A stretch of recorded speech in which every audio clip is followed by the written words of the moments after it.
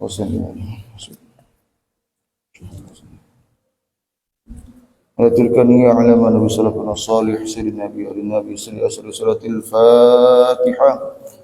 بسم الله الرحمن الرحيم الحمد لله رب العالمين الرحمن الرحيم مالك يوم الدين إياك نعبد وإياك نستعين اهدنا الصراط المستقيم صراط الذين أنعمت عليهم غير المغضوب عليهم الضالين آمين. Assalamualaikum warahmatullahi wabarakatuh. Waalaikumsalam warahmatullahi wabarakatuh. Bismillah, ma sya Allah la yasriqul khair illallah. Bismillah ma sya Allah la yasriqus su'a illallah. Bismillah ma sya Allah ma kana min ni'matin faminallah. Bismillah ma sya Allah la hawla wa la quwwata illa billah. Alhamdulillahi rabbil alamin wa bihi nasta'in ala umuri dunya waddin wassalatu wassalamu ala ashrafil anbiya'i wal mursalin sayyidina Muhammadin wa ala alihi wa sahbihi wa tabi'ihi ila yaumiddin. Subhanaka la ilma lana illa ma 'allamtana innaka antal alimul hakim. وتب علينا إنك أنت التواب الرحيم ووهدنا ووفقنا إلى طريقك المستقيم ولا حول ولا قوة إلا بالله العلي العظيم. رب اشرح لي صدري ويسر لي أمري واحلل عقدة من لساني يفقه قولي سدد لساني واهد قلبي بحق سيدنا مولانا محمد صلى الله عليه وسلم والصحب والآل. اللهم افتح بيننا وبين قومنا بالحق وأنت خير الفاتحين آمين آمين يا رب العالمين. مرحبا يا رمضان مرحبا شهر الصيام مرحبا رمضان مرحبا شهر الصيام. نسأل الله الرحمن رحمة على الدوام. مرحبا يا رمضان مرحبا شهر الصيام بجاه رسول الله نسأله حسن الختام. مرحبا يا رمضان مرحبا شهر الصيام محمد نور الله محوت كل الظلام. مرحبا يا رمضان مرحبا شهر الصيام حويت وصف الكمال أجمع ما لا يرى. مرحبا يا رمضان مرحبا شهر الصيام نبغى منك الشفاعة في يوم الزحام. مرحبا يا رمضان مرحبا شهر الصيام عليك صلاة الله وسلامه التمام. مرحبا يا رمضان مرحبا شهر الصيام وعلى آلك وصحبك على مر الأيام. مرحبا يا رمضان مرحبا شهر الصيام. Alhamdulillah, sama-sama pertama-tama kita panjatkan puja dan puji syukur kita kepada Allah Subhanahu wa ta'ala karena murni semata-mata berkat limpahan taufik hidayah inayahnya lah sehingga kita dapat kembali berkumpul di tempat, di waktu, di kesempatan yang insya Allah penuh rahmat dan barakah ini.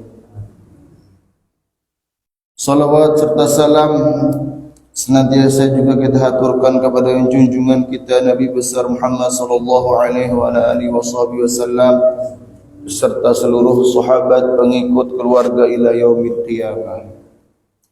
Bapak-bapak, ibu-ibu jemaah yang dirahmati Allah Subhanahu wa taala, kembali lagi kita dalam aktivitas kita yang amat mulia ini dalam rangka kita bertafaqquh fid din, yang harapannya semoga kita tergolong menjadi orang-orang yang dimaksudkan oleh Rasulullah sallallahu alaihi wasallam, man yuridillahu bihi khairan yufaqihu fid din. Kata Rasul, siapapun jua orangnya yang Allah kehendaki untuknya itu sebuah kebaikan, maka cirinya, tandanya Allah akan berikan pemahaman pada orang tersebut di dalam perihal agamanya. Karena dalam beribadah itu sudah pasti kita perlu butuh dengan yang namanya ilmu. Kata Al-Imam Shahibus Safatiz Zubad di dalam nazamnya mengatakan, wa kullu man bi ghairi ilmin ya'malu a'maluhu mardudatun la tuqbalu. Tiap-tiap orang yang beramal tanpa didasari dengan ilmu, maka a'malu mardudah, tertolak, la tuqbalu, tidak diterima. Kayak kisah nih juga.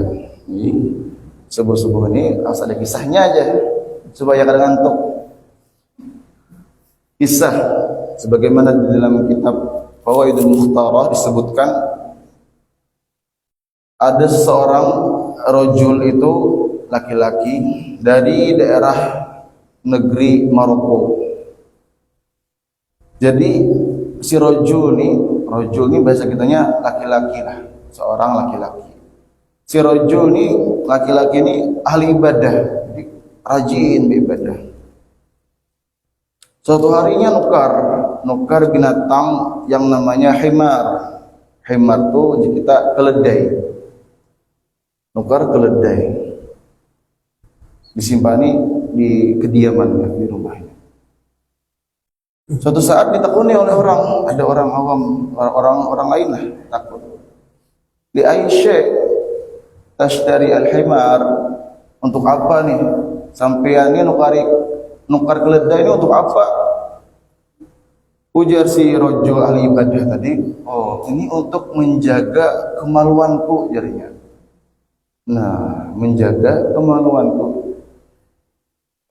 Si rajul ini ahli ibadah tapi kada tahu, tidak alim dalam perihal tadi, bahwa kada boleh manusia itu berhubungan dengan yang namanya binatang.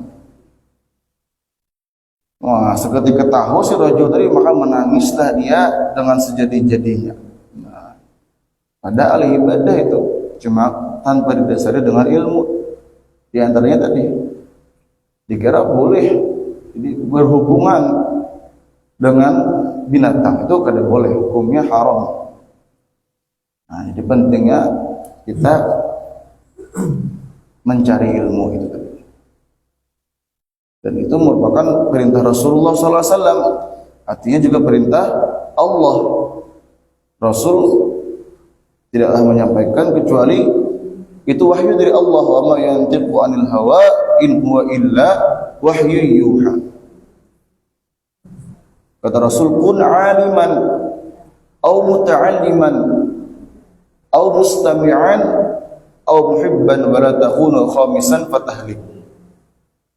Jadi ada perintah kita itu sebagai umat muslim ataupun muslimah, laki-laki baik maupun perempuan, itu ada perintah oleh Rasulullah SAW supaya menjadi orang yang aliman, yang pertama, orang yang berilmu. Kalau kada mampu kita berilmu, jadi orang alim nih, Yang kedua kita pilihannya, au muta'alliman, menjadi seorang yang penuntut ilmu. Nah, seorang pelajar, artinya berkitab, berbuku, diisi pulpen. Itu senjatanya sudah orang belajar tuh mesti diisi pulpen lawan buku, kitab. Kadang kau juga Pak Maneh sudah terlanjur, sudah banyak, sudah tuha segala macam, sibuk sudah, maka pilihan kita yang ketiga, wakun mustami'an, jadilah orang yang ketiga, orang yang pendengar sejati. Nah, bila ada majlis ta'lim ilmu yang kaji, yang kajiannya ilmu, hadiri. Nah, jadi orang yang ketiga, mustami', pendengar yang baik. Karena jiwa kita ini, hati kita ini perlu asupan juga. Dalam kitab menjelaskan apa itu? Ara'aita al-marid idza muni'at ta'ama 3 ayyam fayamut. Orang sakit tuh kan, tulang garing, bila kada makan 3 hari mati, dia bisa. Wa kadzalikal qalb, seperti itu juga lawan hati, jiwa tuh. Bila sudah kada makan juga beberapa hari bisa mati jiwanya. Nah, sedangkan makanan jiwa atau hati kita itu yaitu ilmu agama, ilmu pengetahuan, zikir kepada Allah Subhanahu wa taala.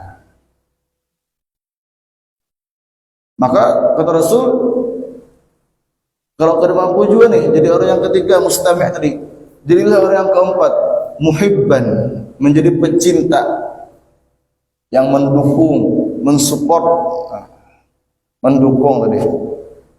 Orang yang pertama aliman, mendukung orang yang kedua muta'aliman, atau mendukung orang yang ketiga mustami'an.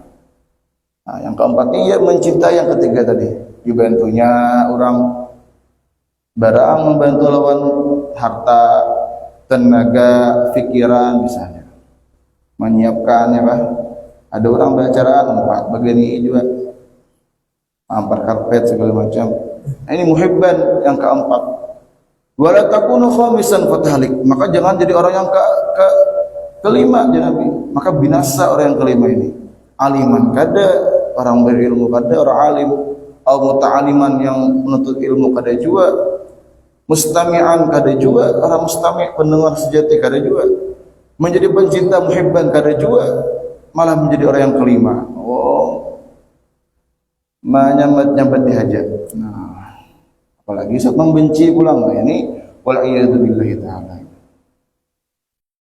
Dan harapannya juga mudahan kita tidak tergolong yang sebagaimana disabdakan begitu Rasulullah SAW dalam sabdanya, saya di zamanun, kata Rasul, akan tiba suatu masa ala ummati yafirruna minal ulama'i wal fuqaha, yang mana pada zaman itu, saat itu orang-orang itu lari dari para ulama, dan disebutkan setelahnya al-fuqaha, terlebih lagi ulama fiqih, ulama yang mengajarkan supaya kayak sembahyang ini bujur, puasa bujur, haji bujur, umrahnya bujur, zakatnya bujur. Ini kayak kisah nih, kisah. Oh, banyak kisah. Kisah orang Jepang juga. Kisah umrah nih, orang umrah berkisah. Seorang ini belum umrah nih, kada kuat, belum berkisah. Ambil kisah orang aja dulu. Mudah-mudahan kita ada umur, Allah undang kita juga ke sana batang. Amin. Ini kisah orang umrah nih. Pas beihram ya kisahnya. Orang beihram, ambil laki ini kada boleh memakai baju yang pakaian yang berjahit ya, kalau Haji lebih tahu. Sekalinya ihram sudah ambil miqat segala macam, naik ke hotel selamat nah aja misalnya orang katok ilmu tadi, padahal mungkin sudah dimanasik haji, mungkin sudah diajari dan manasik kan sebelum umrah ini, tapi ya tadi kurang perhatian mungkin pas manasik apa segala macam, terpakai salah katok. Kadang kadang boleh gitu, pelanggaran harus ada kafarahnya, ada bayarnya itu. Ada kalau di bahasa ada apa? Yang bila sudah ambil ihram, sudah berniat, maka wajib dituntungakan itu. Ya kalau haji lah. Ada kawan di acep-acep ya, biasa ada kawan harus dituntungakan gitu. Tapi kan ada hukumannya, bayar sekian dan. Nah, karena tadi ilmu ya lah. Makanya kita bila anak beribadah sesuatu itu sudah wajib, sudah mestinya itu ada ilmunya. Sembahyang, ada ilmu sembahyang ya kan. Nah, puasa ada ilmu puasanya juga. Itu juga haji, umrah, zakat mesti ada ilmunya, maka ada ilmunya. Nah, kayak apa? Jadi kisahnya disawar kapok tadi. Nah, hadirin wal hadirat Bapak-bapak jamaah yang dirahmati Allah Subhanahu wa taala. Sedikit ulun sini membacakan hajat, ada apa-apa, ada lebih, ada kurang, hanya membacakan hajat di sini. Jadi di dalam ibadah puasa Ramadan kita itu ada istilahnya sunanus shaumi Ramadan, yaitu sunnah-sunnah puasa di dalam bulan suci Ramadan. Ulun bacakan sebagaimana dalam kitab At-Taqriratus Sadidah fil Masail al-Mufidah karya Al-Habib Al-Habib Hasan bin Muhammad Al-Kaf. Jadi disebutkan qala mu'allifu hafizahullah ta'ala wa nafa'ana bihi wa bi'ulumihi fid dharain amin. Yang pertama, sunnah-sunnah kita di dalam berpuasa itu ta'jil fitri idza tayaqqana al-ghuruba. Disunahkan kita tuh bersegera di dalam berbuka puasa. Bersegera di dalam berbuka puasa ketika sudah yakin tenggelamnya itu matahari. Alhamdulillah kita ini kadang-kadang lagi sudah wahidi pada kita. Bila ajan ya sudah ada sampai matahari lagi. Orang hari mungkin kada ada mikrofon, kada ada apa. Terpaksa melihat matahari dulu. Mungkin ada tinggalan bujur hanya maka tahu. Atau diam di hutan nih orang. Kada ada masjid, kada ada langgar, itu kan pedomannya matahari ya gitu. Mungkin kita di sini di kota ini aman aja. Alhamdulillah itu. Jadi harus yakin tadi tenggelam matahari, masuknya waktu maghrib itu. Bi khilafi ma idza syakka fayajibu alaihi an ya'mala bil ihtiyat wa yu'akhkhir al fitr. Kecuali beda halnya orang yang ragu. Bila yang ragu, makanya wajib dulu mengambil langkah ihtiyat. Ihtiyat itu artinya langkah kehati-hatian. Jadi ditakhirkan dulu. Sekira-kira bujur-bujur maghrib hanya maka berbuka.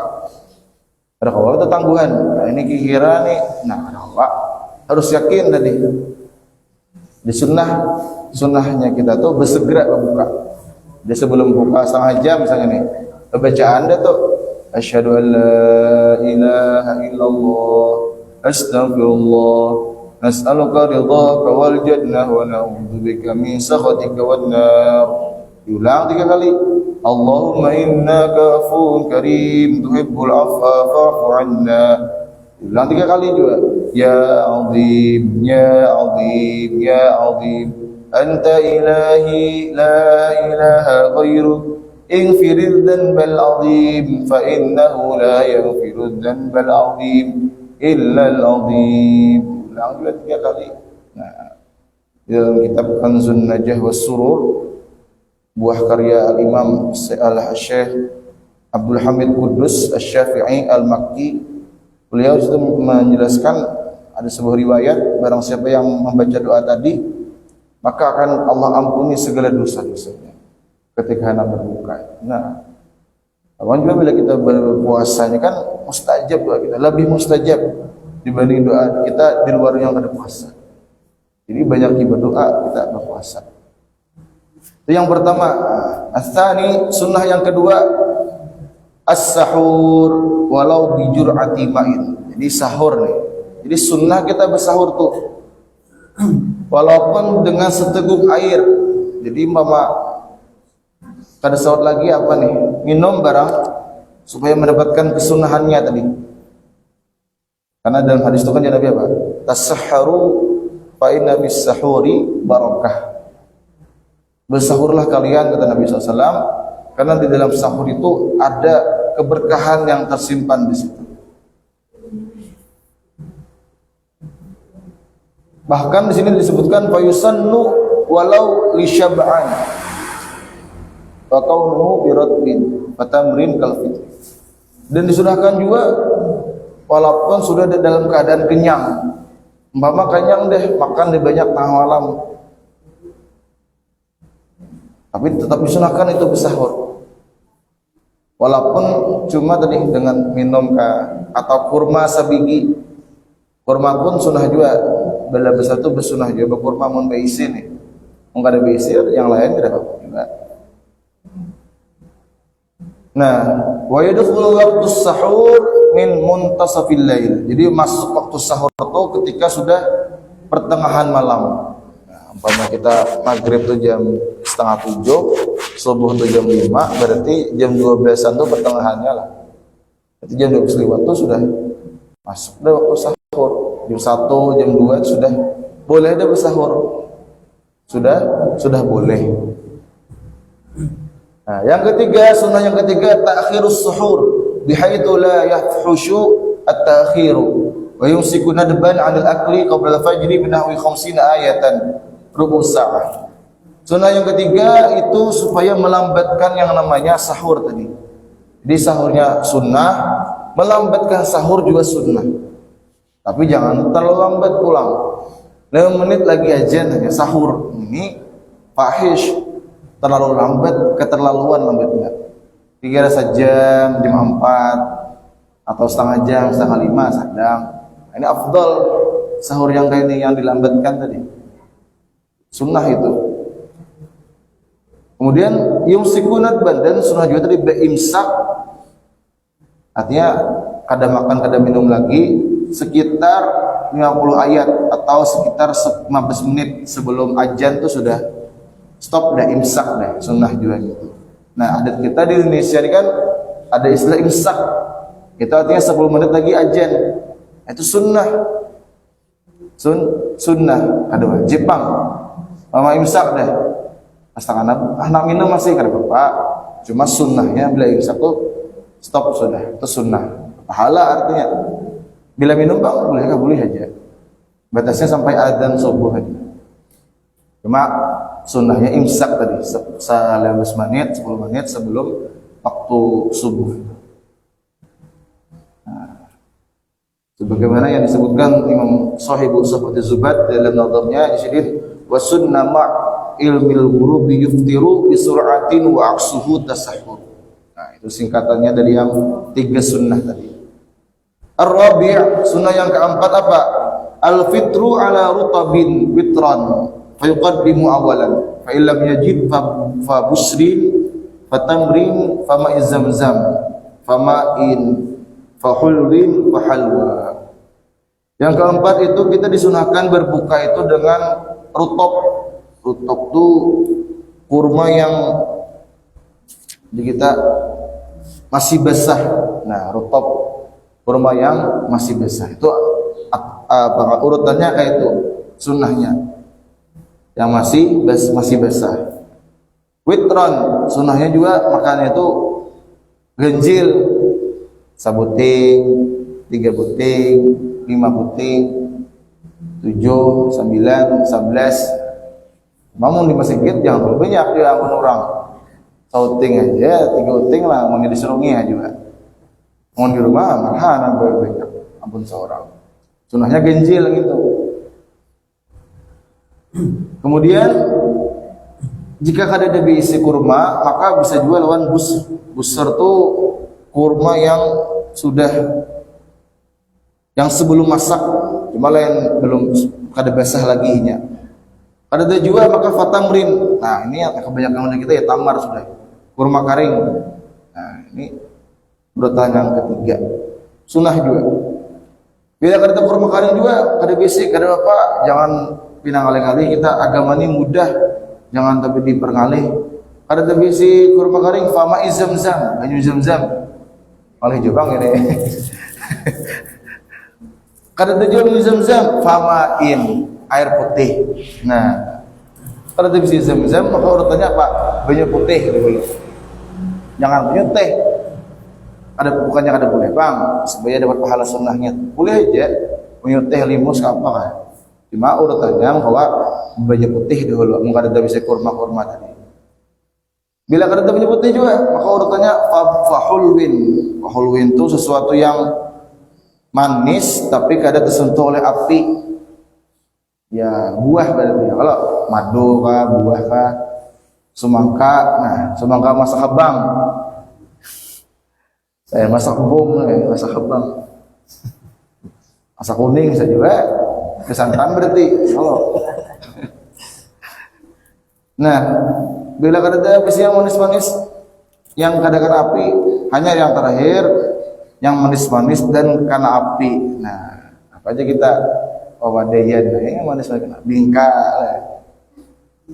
dimasak pakai api lah boleh bingka, agar, nah manis-manis, yang karena api. Yang kelima pulang, yang disunahkan juga kita al-itsyanu bi du'ail iftar, supaya kita mendatangkan doa ketika hendak berbuka puasa itu. Yaitu doanya tadi, Allahumma laka sumtu wa bika amantu wa ala rizqika aftartu dhahabal dhama wa btallatil uruq wa tabatal ajru insyaallah alhamdulillahilladzi a'ani fa sumtu wa razaqani fa aftartu Allahumma inni as'aluka bi rahmatika allati wasi'at kulla syai'in an taghfira li wa yad'u liman syaa'. Banyaknya berdoa apa lagi? Mustajab itu doa. Ya, sepanjang waktu kita berpuasa pun mustajab juga sudah juga. Tapi ada kekhususan ketika anak berbuka juga mustajab juga di situ. Setengah jam berdoa ada kita. Karena ketika anak makan bismillah kurma nih, umpamanya kurma untung sedikit berdoa pulang habad dhama abtalatil uruq, itu doa Nabi itu fasabadul ajri insyaallah, ya habad dhama sudah hilang ya Allah alhamdulillah, kehausan nih dan sudah basah orok tenggorokan sudah basah dah, maka insyaallah tetap pahala di sisi Engkau ya Allah. Nah, itu doanya di antaranya. Jadi sunnah berdoa ketika hendak berbuka itu. Yang keenam, Bapak Ibu yang dirahmati Allah Subhanahu wa taala, juga dianjurkan kita taftirus shaimin. Nah, sunnah juga kita membukakan orang yang berpuasa. Sebagaimana dalam hal ini ada pahala yang amat besar. Karena Nabi SAW di dalam sabdanya mengatakan, "Man fattara shaiman kana lahu mithlu ajrihi ghaira annahu la yanqusu min ajri shaimi syai'an." Jadi orang yang membuka puasa itu dapat pahala double kayak orang yang berpuasa. Kita bukakan yang berpuasa. Dia dapat pahala tanpa dikurangi pahala yang kita bukakan itu. Bukan berarti kita dapat double lalu yang dibukakan untuk berkurang pahalanya. Kada utuh seutuh-utuhnya, tapi yang membukakan ini dapat double. Karena yang sudah berpuasa dan membukakan orang berpuasa, jadi dapat pahala double. Jangan disalahpahami. Ya, ada kisahnya orang Bahari juga ya. Orang Bahari kan orang lainnya tahu enggak? Bila sudah membukakan ada puasa lagi aja. Karena sudah ada pahala kayak orang berpuasa bang. Bujur ya, cuma bukan berarti kada puasa atau wajib puasa. Karena puasa itu sudah wajib sudah. Kecuali orang-orang yang memang diberikan utur boleh kada puasa. Orang tua banget misalnya, nang kada sanggup lagi, bila berpenyakit parah, sama kayak itu. Orang yang garing banget, bila yang berpuasa bertambah banget garingnya, nah ini udur, boleh kada puasa. Atau orang yang berhalangan, berbinian, misalnya kan, haid, nifas, dan sebagainya. Nah, maka selain itu, ya wajib berpuasa ya kalau. Walaupun tadi ketika membukakan dapat double pahala. Yang ketujuh, al-iktisalu minal janabah qabla al-fajri. Disunahkan juga mandi janabah, mandi wajib, mandi besar sebelum masuk waktu fajar, waktu subuh. Khurujan minal khilaf, supaya keluar dari perkhilafan atau perbedaan silang pendapat dari para ulama. supaya juga likay yabda'a shaumahu tahiran, supaya memulai puasanya itu dalam keadaan suci. Nah, wajibkah? Ada, cuma sunnahnya kayak itu. Umpama dua laki bini malamnya berhubungan suami istri, nah maka disunahkan mandinya itu sebelum fajar tadi. Umpama subuh aja bangun misalnya, Pak, ada Pak, cuma supaya keluar dari khilaf, sunahnya sebelum subuh tadi, sunahnya. Yang kedelapan, al-iktisalu kulla lailatin min layali Ramadan ba'dal maghrib likay yanshata lil qiyam. Disunahkan juga mandi tiap malam daripada malam-malam Ramadan itu seimbah maghrib. Disunahkan tuh kita mandi maghrib supaya bersemangat rajin di dalam qiyamul lail itu sampai isya. Mau mandi biasa Bang, boleh aja juga. Makanya itu bukan mandi yang disunahkan. Maka bila kita mandi yang kada disunahkan, kada dianjurkan, itu berhati-hati mandinya. Jangan sampai kemasukan baju itu ke dalam 5 rongga yang terbuka itu. Telinga, hidung, muntung, mohon maaf, lubang yang ada di muka, kemaluan, dan yang di belakang 5. Ini kada boleh kemasukan banyu. Bila kita mandinya ini mandi yang biasa saja. Lain mandi yang disunahkan, kayak mandi hari Jumat itu disunahkan. Orang mandi jenabah wajib nih kada Pak, kamu kada sengaja kemasukan banyu. Kada sengaja juga. Tapi bila yang mandi kada disunahkan, mandi biasa saja. Sengaja kah? Kada sengaja kah? Apalagi sengaja makanya, itu bila kemasukan membatalkan puasa. Nah, di sebagian ulama tuh, sebagian guru-guru itu mengajarkan bila yang mandi juga basar enggan bulu aja. Apalah kaina berudi. Takutan banyak tuh kemasukan ke telinga, batal puasa.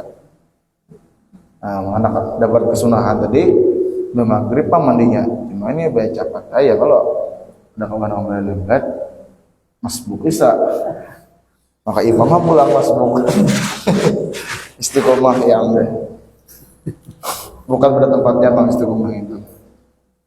Nah, yang ke-9, wallahu a'lam bishawab. Mudah-mudahan kita sambung kembali pada kesempatan yang akan datang. Mudah-mudahan apa yang kita baca, kita bahas pada subuh kali ini menjadi sedikit ilmu yang manfaat, yang barokah. Harapannya dengan bertambahnya ilmu yang barokah, yang manfaat, bertambah juga nilai-nilai keimanan, ketakwaan kita kepada Allah Subhanahu wa taala. Dengan bertambahnya iman, takwa kita kepada Allah Subhanahu wa taala, kita Allah masukkan, Allah golongkan kita menjadi orang-orang yang layak berbahagia dunia, berbahagia akhirat, sukses dunia, sukses akhirat, selamat dunia, selamat akhirat. Amin amin ya rabbal alamin. Sallallahu alaihi wasallam Muhammadin nabiyil ummi wa ala alihi wasallam. Walhamdulillahi rabbil alamin. Al-qabul ala tilkaniyah ala nabi sallallahu salih sayyidina nabi wa ali nabi sayyidil awliya wa syuhada wa salihin wa bihim suratil Fatihah.